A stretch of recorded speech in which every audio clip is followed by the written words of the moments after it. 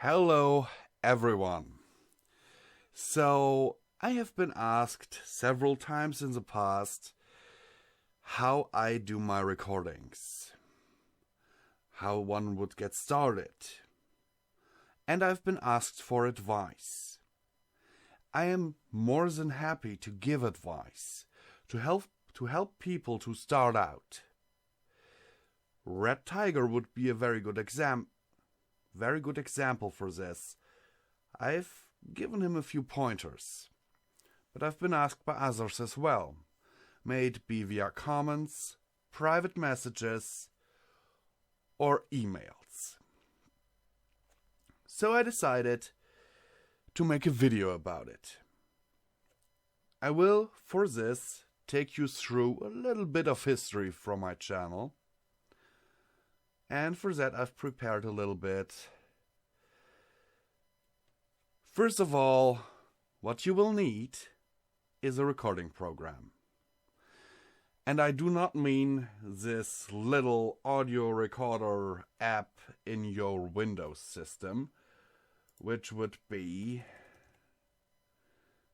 this one. No. Don't use it. What we are going to use is Audacity. It's free and it will give you all the tools you need. Also, you can use different programs for later editing, but I'll only show Audacity for now. I myself use Audacity and Adobe Audition 3. So, after you get Audacity, you install it and basically have this program. Now, of course, this doesn't help you much so far. Now you have a recording software, but you do need a microphone too. I started out with this headset. I didn't get it off Amazon back then. I got it in my local department store. And even though it's saying, yeah, it's a best headset of 2008, I can tell you this headset sucks. But I started out with it. You can go back on my channel and see my Lonely Dr. Hoof's readings. I did those with this headset. Then, when I started out with being a little bit more professional, when my father noticed that I was serious about this audiobook thing, he borrowed me some of his stage equipment because he is an amateur magician. Which was this microphone, a t.bone SC400, such a microphone stand, not exactly that one, but it's basically the same. Such a mixer, and such a USB sound card. Now how this worked was that you plugged the microphone with, let's see if we get, here you plug in the cable, and that cable would go into one of these ports on the mixer. And then you would plug one of those cables here that you can put here on this USB card, a USB sound card, into your laptop or into your computer, your desktop computer, and Audacity would then recognize this as a USB sound device. Not directly as a microphone, but as a sound device, as a USB sound device. This worked out very well, especially because this mixer here has a lot of things which you can adjust, like even your pitch, or Here is master volume and volume for different channels, and it even had a dial for effects, which was very nice. But it broke some time ago. I think it was about a year ago. So I gave this USB card back to my dad and this microphone, and got myself this one, which is actually what you should be seeing here in the corner, a Blue Yeti USB microphone. With this, you don't need a mixer, you don't need a USB sound card, you will need a stand, because I will get to that in a moment why. And of course a headset is always a good idea. I have these headphones here, which I usually use because it's just better to have headphones on when you're recording and editing, because you can hear more in the terms of background noises, which you eventually want to cut out, stuff that you might miss if you listen to your audio on your speakers. Now, yes, I'm wearing a hat today. Now, let's see. Now, the Blue Yeti is a little bit on the expensive side, I admit. I got mine for 115 back then, now it's 133 euros. I don't know how the price is in dollar, but there are different versions of this. The Blue Yeti Pro, Yeti Studio and stuff. But I got this one, the silver edition. I think most people actually, I think Scribbler has one of those. I'm not quite sure, but you get my drift. It's a good microphone. Now what you will need is a stand, which is this one. It's not that expensive. You can see 1480. That's okay.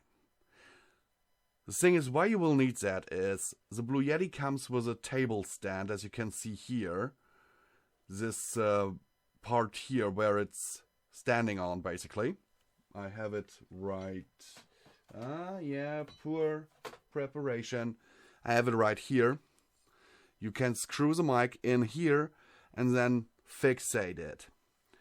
It does work, but you should not have the mic on the same surface where you have, for example, your mouse, because every time you move your mouse, the mic will pick it up.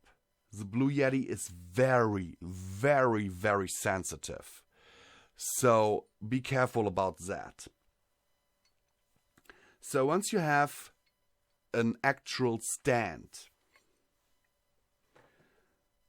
you will need also this thing. It's where you screw your microphone in and then screw that thing onto the stand on this arm part here on the end there. So you can let it hang like this, for example.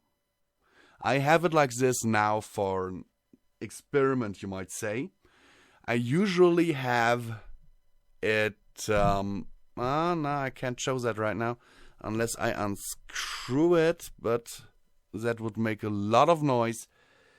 I usually haven't got the microphone upside down. As you can see right now, the microphone is about 10 centimeters above my mouth level, which means that I cannot directly speak into the microphone. I'm speaking over it.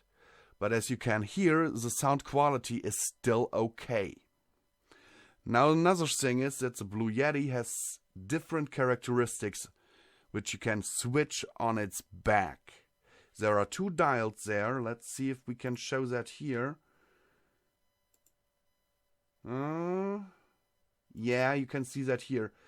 Here are the front dials, which is headphone.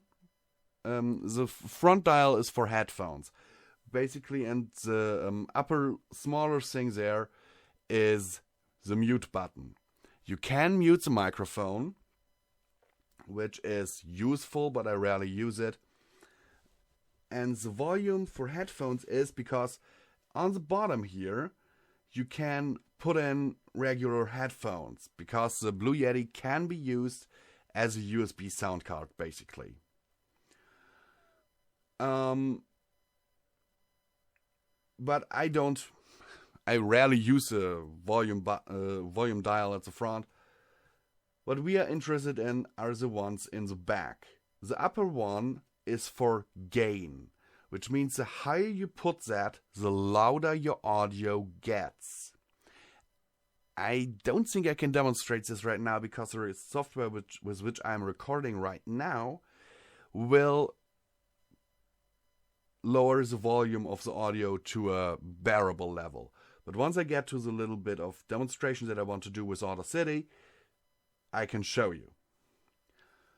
The lower one is for characteristic, like only picking up what's in front and behind the microphone.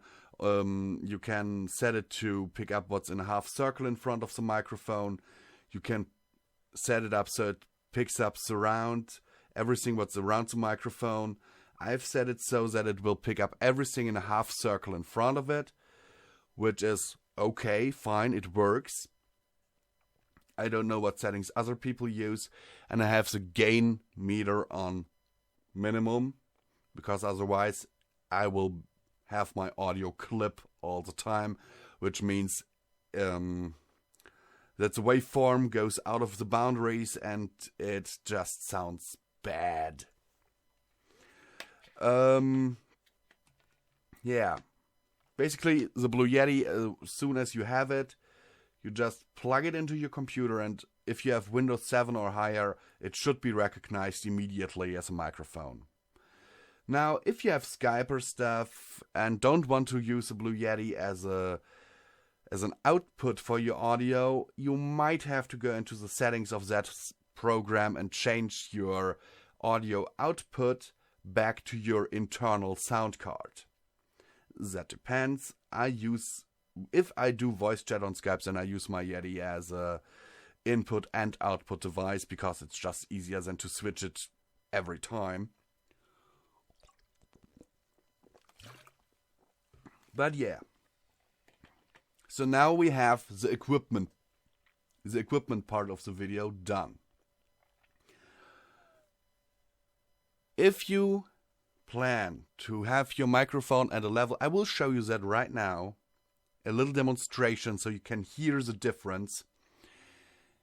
If I speak like this, I can say words like pony and have no pop in it. If I go a little higher and speak directly into the microphone, I can't say things like pony without there being a pop. If you plan to have your microphone directly on mouth level, you need a pop filter. That's something like, do we have one here? Yes, we do have one here. I'm sorry. There. That's actually the one I use. You screw that one onto the stand so that this little circle here will be in front of your mic, about one hand's width away from the microphone.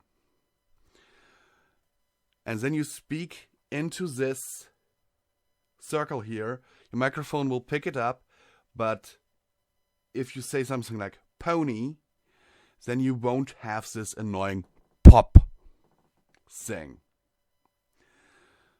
Now I'm trying it like this right now, because this pop filter always gets into the way of my vision. That's because of the way how I record, but yeah. So now we have the equipment part done. Okay, let's see. Let's go to Documents and open up. No, not that. Let's go to Film Fiction, because there are so many fanfictions here, and just pick a random one. I'm just choosing something so I can demonstrate to you what I mean in the next segment of this video. Now you have your Blue Yeti set up, have the Blue Yeti put here as your input device, and your internal speakers or your internal sound card as an output device. Here you have two settings where you can change the recording volume of your microphone and the output volume of how loud your speakers are. Basically, if you change this one here, it will change your system volume. I can show you that right now. See, this is at about 50%. And if I just crank this one up here, it goes all the way up here. So this has nothing basically to do with your recording, just with how loud you want to hear stuff. So, now let's go to the recording part of this. I usually use my TV or my tablet to display the text that I'm reading and have Audacity in full screen mode. But since my tablet broke, and when I put my TV on here simultaneously while recording with the software, it will bug out, I will do it how I did it in the beginning when I started out. Which means I'll put this here and put this here. Yeah, come on. So I have them side by side. You want to... where are those damned options? There are.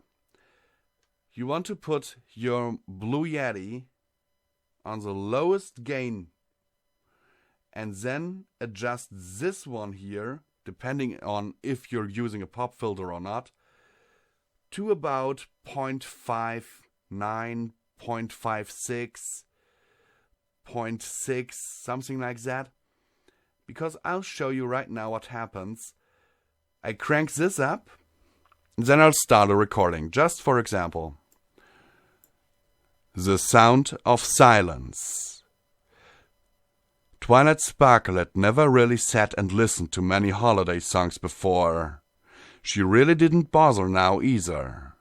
But the soft strings that accompanied most of them were a nice backdrop as she marched down the sidewalk through the downtown area of Canterlot City.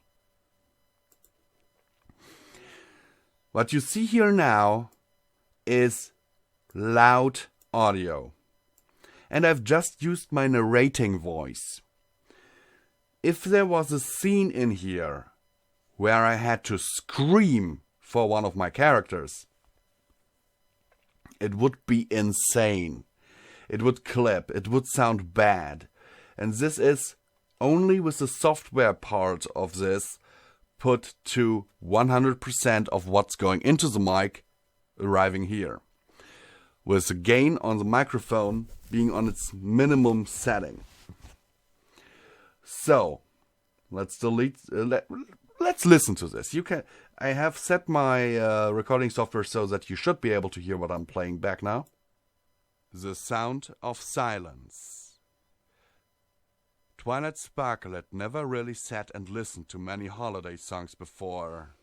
She really didn't bother now either. But the soft strings you can see up here that it's always going to the yellow, nice backdrop as she marched almost down into the red, through the downtown area of Canterlot City. Now let's add to that if I crank up the gain on my microphone. I warn you right now, this will increase. Most likely I think that my software will regulate the volume down to a bearable level, but I'm not sure. So be aware, headphone users, turn down your volume a little bit by now.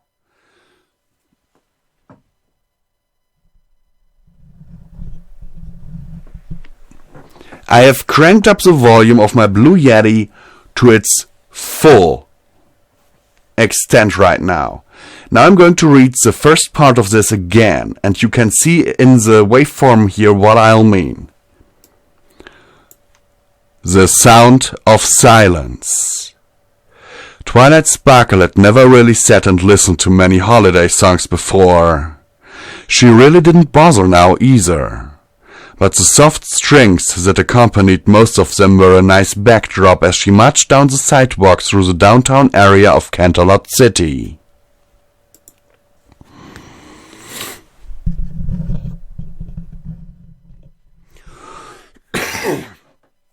You see what I mean here with clipping, because it's going out of the screen here, and now let's listen to it, how such a clipped recording will actually sound. The sound of silence. Twilight Sparkle had never really sat and listened to many holiday songs before. She really didn't bother now either. But the soft strings that accompanied most of them were a nice backdrop as she marched down the sidewalk through the downtown area of Canterlot City.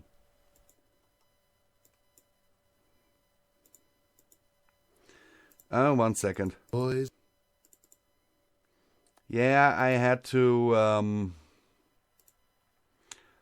reinitialize my audio device there, because sometimes when I'm recording with this software here and have something else access my microphone, it starts to derp out on me. This is why I have KP's video on here. I'm not usually watching her videos. So I have now put the gain on my microphone back to its lowest setting and will go with this 2.6.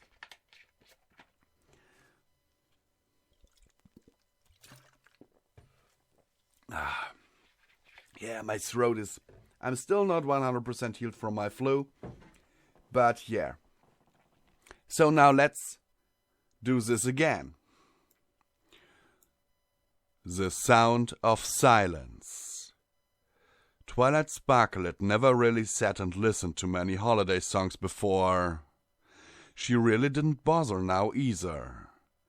But the soft strings that accompanied most of them were a nice backdrop as she marched down the sidewalk through the downtown area of Canterlot City.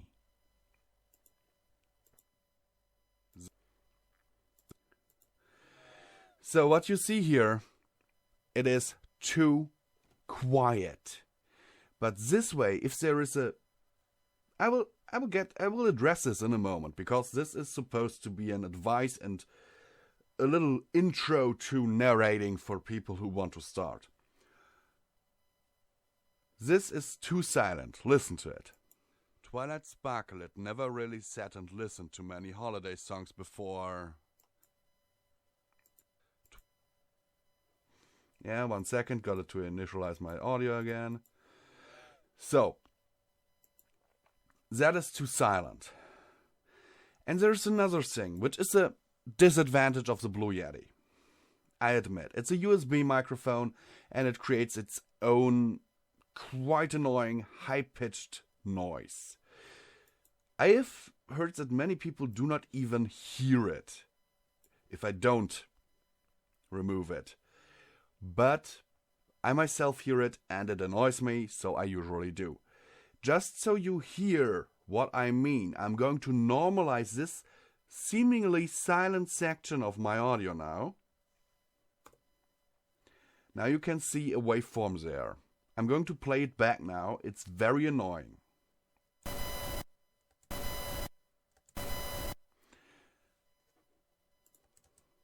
That is the noise the Blue Yeti creates. How do we get rid of it, and how do we get the audio to a level that is acceptable to listen to? That is pretty easy.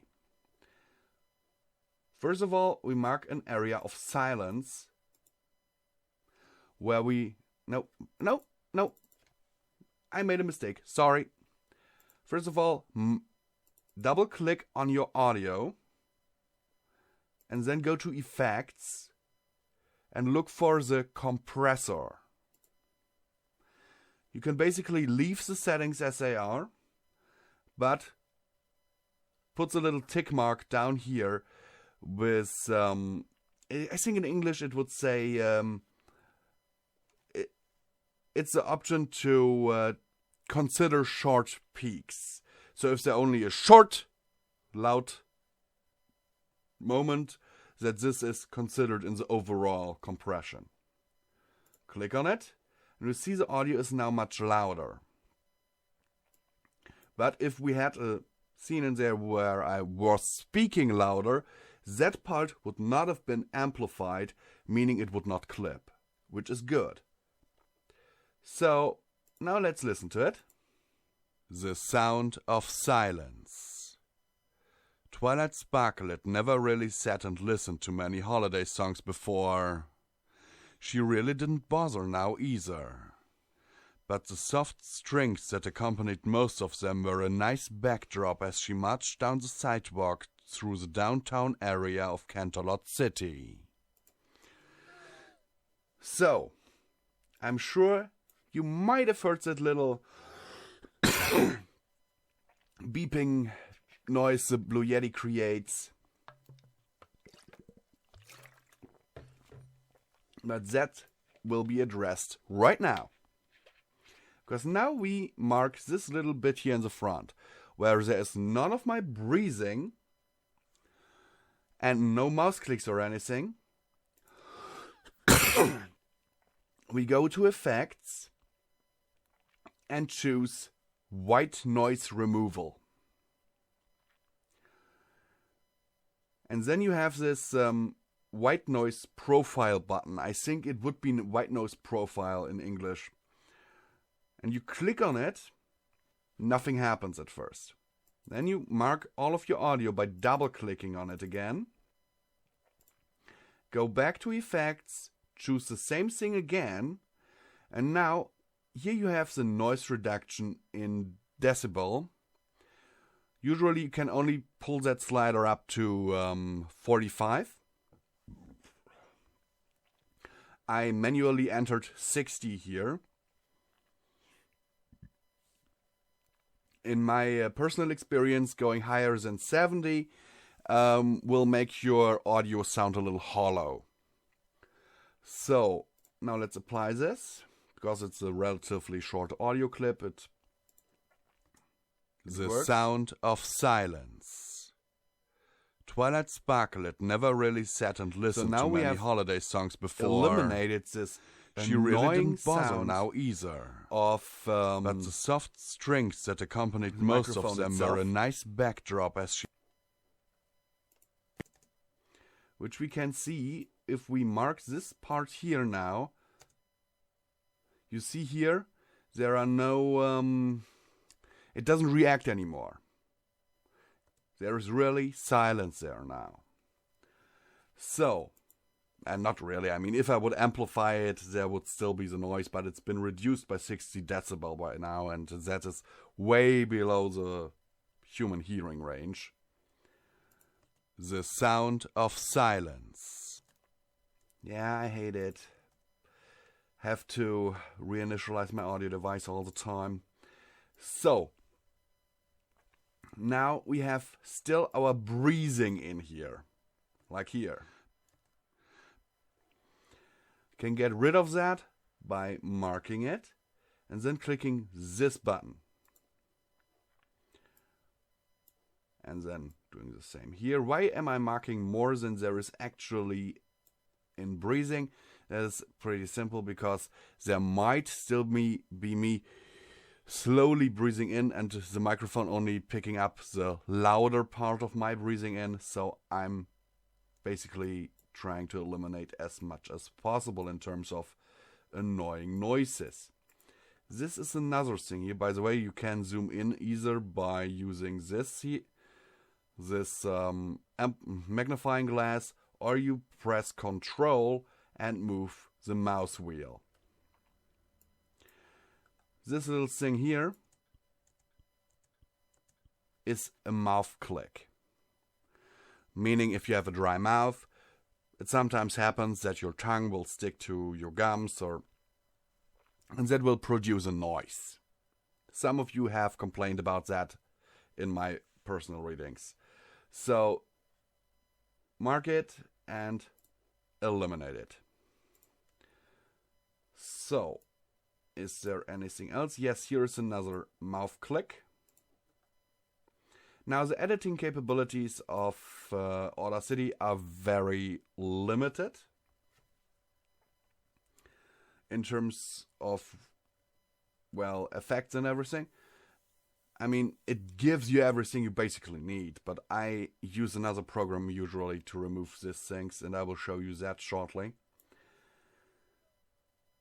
After you have done all of this, you have removed your breathing, have removed eventual mouth clicks that you have found.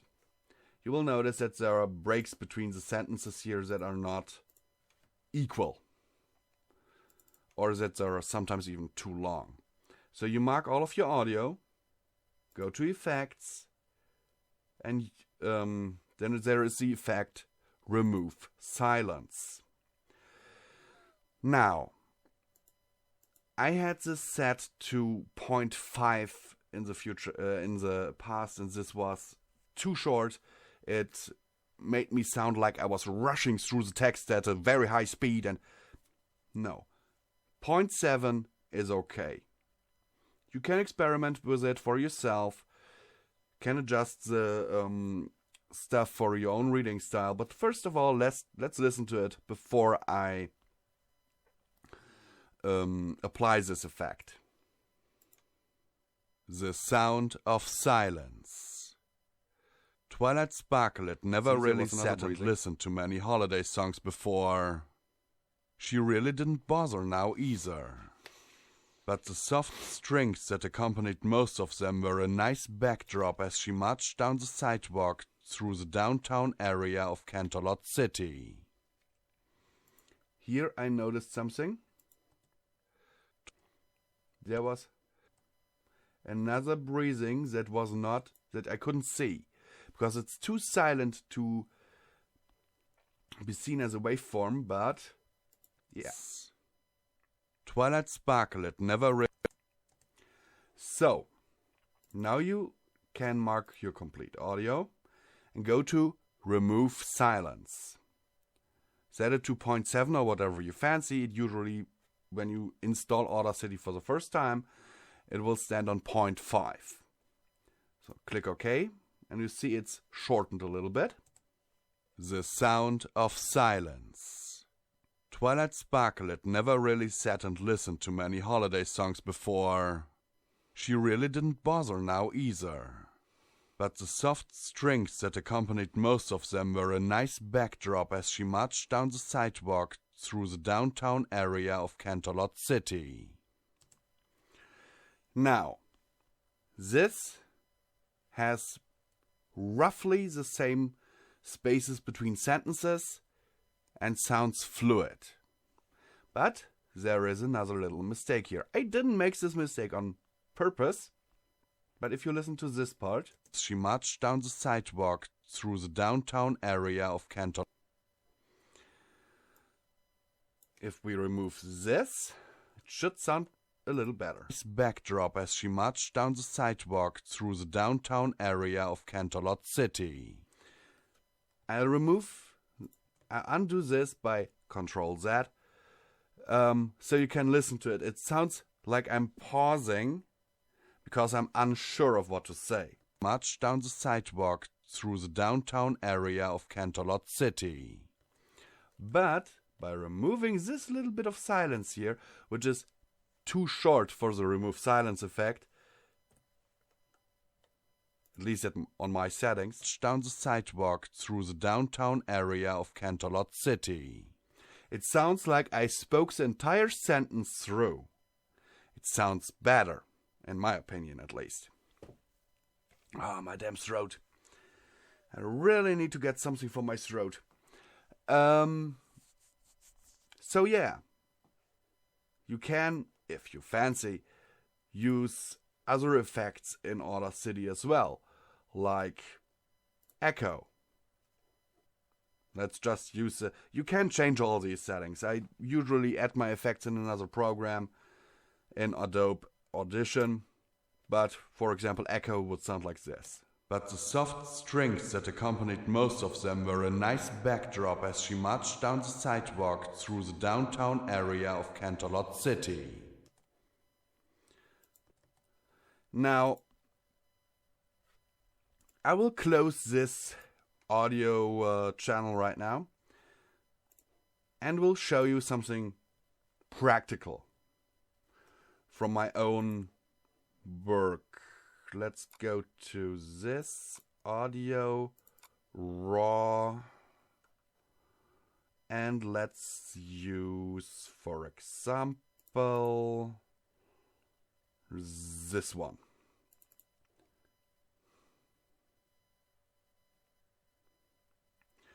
Now, usually, as I just showed you that a lot of what I just did was only with one audio channel. It's also with one track. But if you record, there are some settings in Audacity, which I will get to at the end of this, that you will have to change, otherwise you're fucked every time you delete something. But while you make mistakes in your readings, I encourage you to stop and then cut out what you messed up and read it again. Audacity will automatically create another audio track for that. Then when you fuck up again, stop, delete the part that you fucked up, read it again, and so on. And you see that I do that quite often. I have a lot of audio tracks in this part alone here, and it's only like 25 minutes. Then you export this part as MP3. To be able to export in MP3, you will need the lame audio MP3 encoder thingy. The thing is, Audacity will provide a link when it asks for this thing. I think it is like a pop-up window opens and it either asks you to direct the program to this encoder software or to download it. So you download it, install it, and everything is fine. So you can export in MP3. Now all the things I showed you prior, like cutting out your breathing or using the compressor effect or the noise reduction effect, you don't do this in this view. Because if you did that, you would have to select each and every audio track. No. I've just opened a new instance of Audacity. It's 49 part 12. So,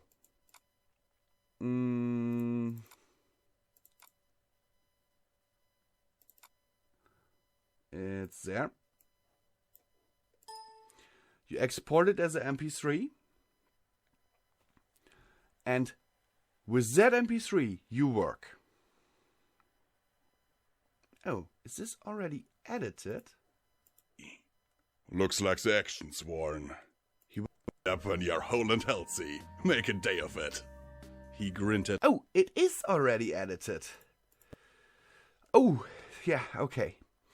Well, once you have exported it as an MP3, you open up Audacity or just a new instance. And my Audacity crashes. Yeah.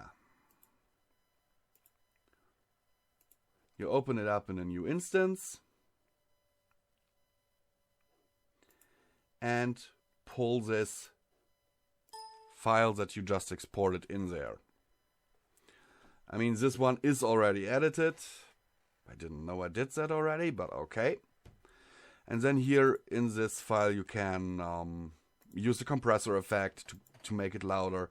But here is a good example for, let me zoom in here. This part here is louder. This is what I've got marked here right now. The rest is more silent. Now let's listen. Hey Perch, bring me a bottle of wild Pegasus. So basically someone is calling for a bottle of wild Pegasus.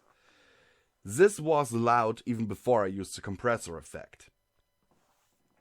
So this part here didn't get amplified through the compressor effect to the part where it would have clipped.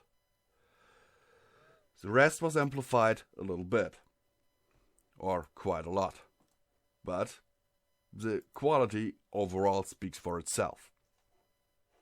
So I don't know what else to say. Ah, yes, there would be one more thing which I can show you. Oh damn, my stomach is acting up a little bit right now, because I took like 2 different kinds of cold medication.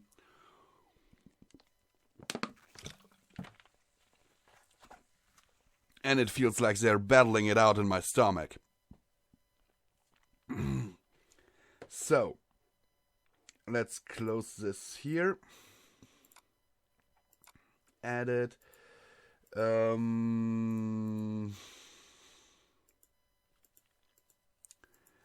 Let's take... Oh, yeah. I haven't copied that out of here yet. Yeah, let's take this. For example. This one is already mostly edited. Without a doubt. You made me proud. I'm proud to write off on your papers now. But there's no music in it, and there are no sound effects in it. So, what I'll do is I go to this here. It should, in English I think it would be channels or something like that. Add new stereo channel. And then I can go to my background music library. With Control N, you open a new instance of Audacity. I will open 2. One for sound effects and one for music. So now, for example, I don't know, what was this here in the beginning? Did I do a good job, Captain? I will put in some nice music. Let's see what we have there.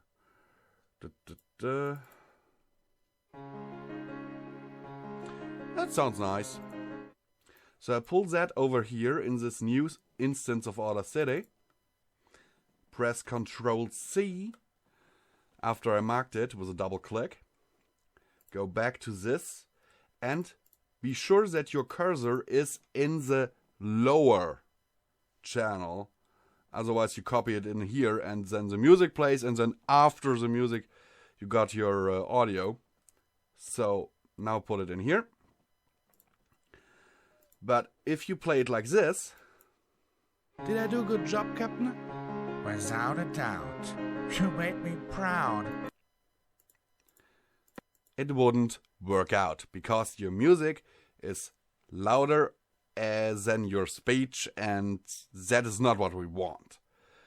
So I mark it and go to Effects, Normalize,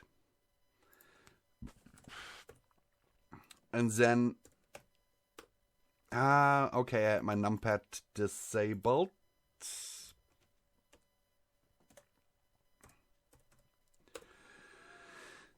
Normalize it to, it depends on how loud your recording audio is, but I usually put it down to minus 29 decibel. Then it sounds like this. Did I do a good job, Captain? Without a doubt. You made me proud. I'm proud to write off on your papers now. Really? You mean it? Would I lie? Well, Do you? no. But is Queenie gonna sign off for me? So basically what you see here is that the music will really only be in the background instead of being overwhelming over your audio. You want to keep that in mind. But before you do stuff like this with putting the audio in, at least for, I don't know if she's in here. Sam. Yes, she is. So before I would usually do this with the music, I'd use, come on. Adobe Audition 3.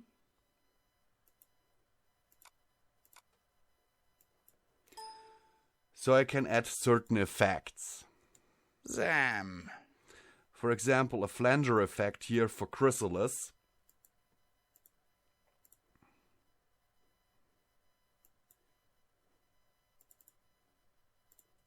Sam. But since I haven't edited these things yet, at least not with effects and music, I just showed you this now.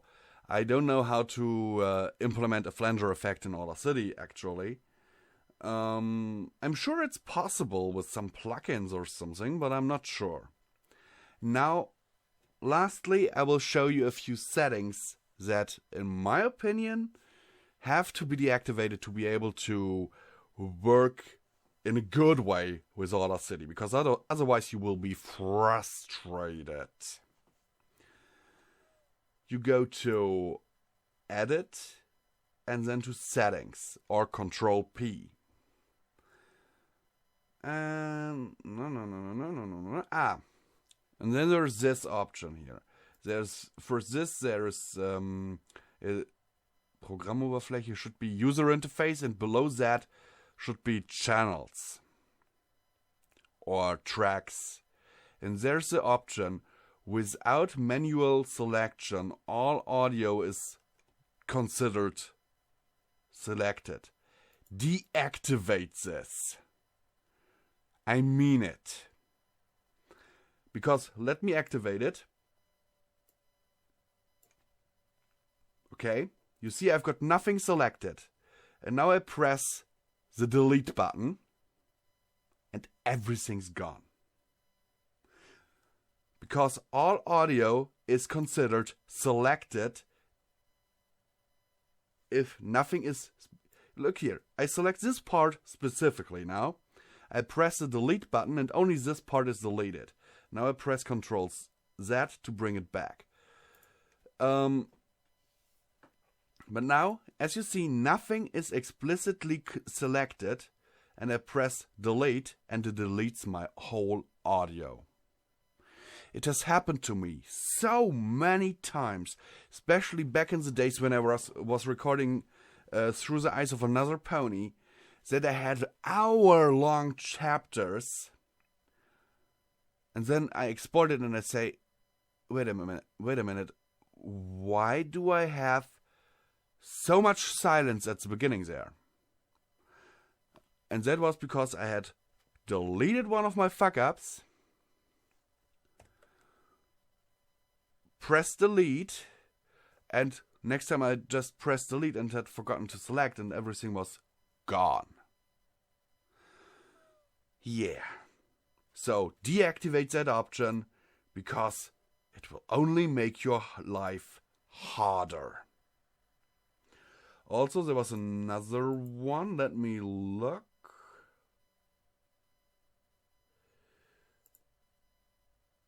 Here.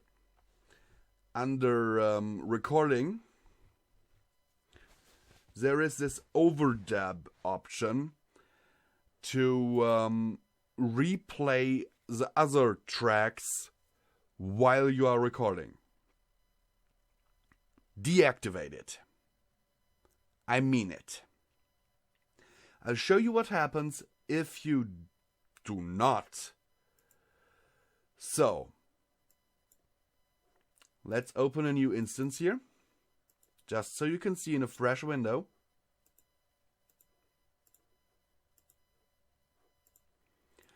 La la la la la la la la la la la. La la la la la la la la la la la la. Okay, that's a showing effect. La la la la la la la la la la la la. Okay, that's a showing effect. The presentation effect, you might say. But the problems that I had with this option, maybe because I have other things changed in my settings, maybe because of that it doesn't work actually, but I always had problems with it recording the upper layer here, and then when I stopped, not so good. Because it didn't, it only went until here. It only went to the end of the prior audio tracks that I had recorded. And when I set my cursor to the end of the priorly recorded audio track and pressed record because I wanted to continue there, it didn't. It just didn't. I pressed record and it immediately stopped. It did create another audio track, but it didn't record anything in it. So, deactivated option. I don't know why it's like I said, the presentation effect. Yeah, basically these are things I can suggest for people who want to start narrating. I've given you a little bit of a rundown of how I do things. Let's see, there is another little thing that I can show you on YouTube itself. Let's change channels for that.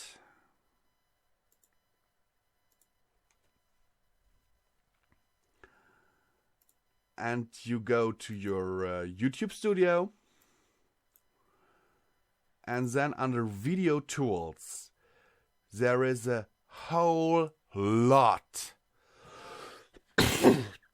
of royalty-free music.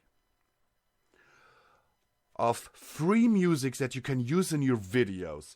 But there are things, I'll explain the niceties to you in a moment. Like, for example, this one.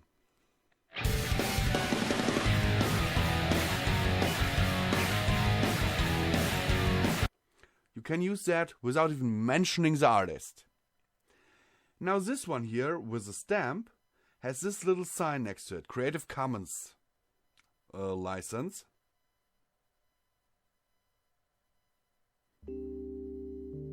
Does sound very nice, but if you want to use it, you've got to copy this text here into your video description, which isn't a big deal basically, but I prefer not to, because with all the music in my chapters that I use, I would have very long descriptions then, and I would rather reserve my description for things that are important. So I usually use music that does not have this Creative Commons sign next to it. That's a song I actually used before, it's cool, by Silent Partner. I use a lot of music by Silent Partner.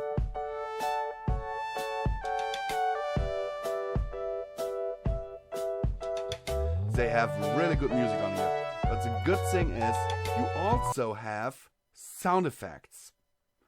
They have a very good sound effect library. Like, well, for example, let's just play this.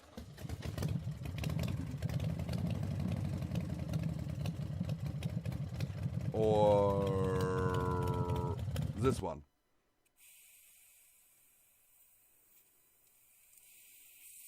Or this one.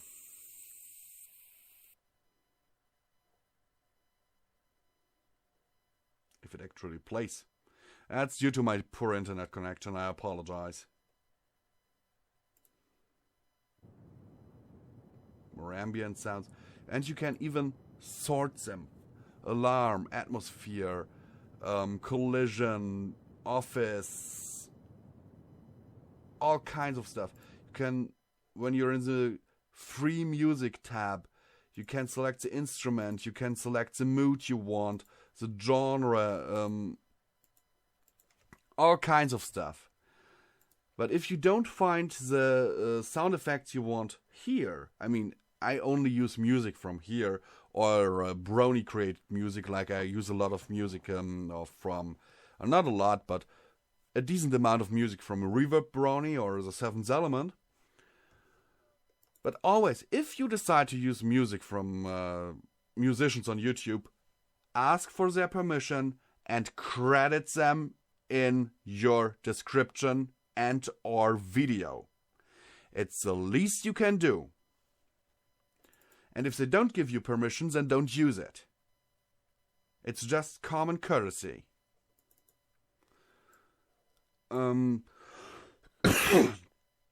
If you don't find the sound effects you want in this really great library here, then you can go to freesound.org. All you need here, basically, I've got an account here.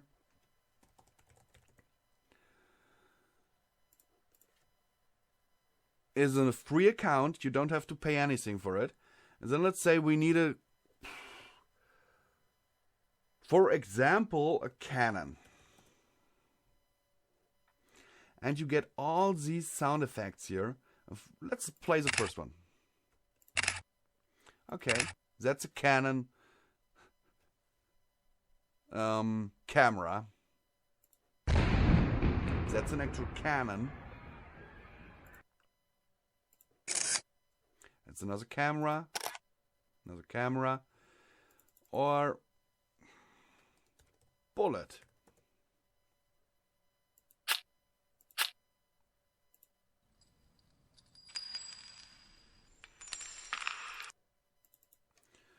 Revolver.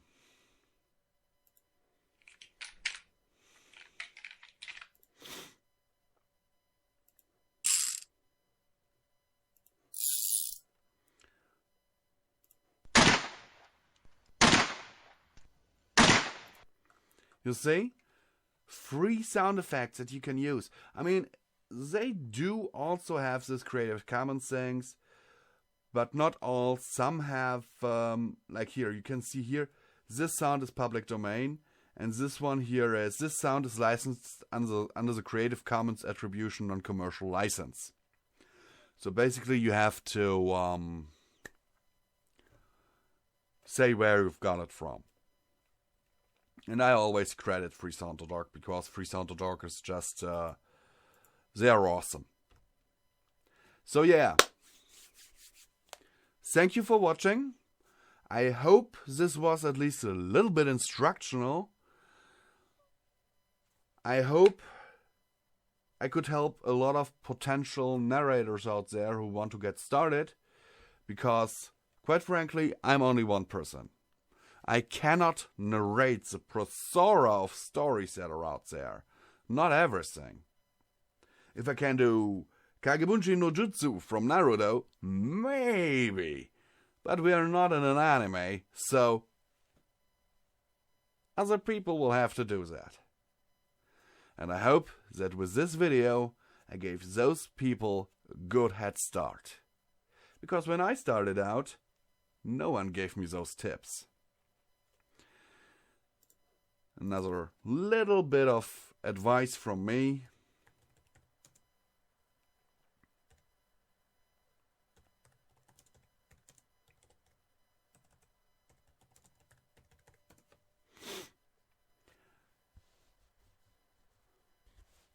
Search this, deftfunks notes for voice acting. I might even link it in the description. Good day. It is a very good video that will give you a few very good pointers on voice acting. And in the Google Play Store, there's a book voice acting, which is actually called Voice Acting for Dummies. Now, I don't want to insult anyone, because I recommend the book Voice Acting for Dummies, because as you can see, I have it. I own this book. So, yeah, I'm not insulting anyone if I say read it, because I myself am currently reading it. So, what else can I say? I hope this was instructional. Hope it helped a few people. Gave a few people a good idea what this whole thing is about. How much work it actually is. And yeah. Stay brony, my friends.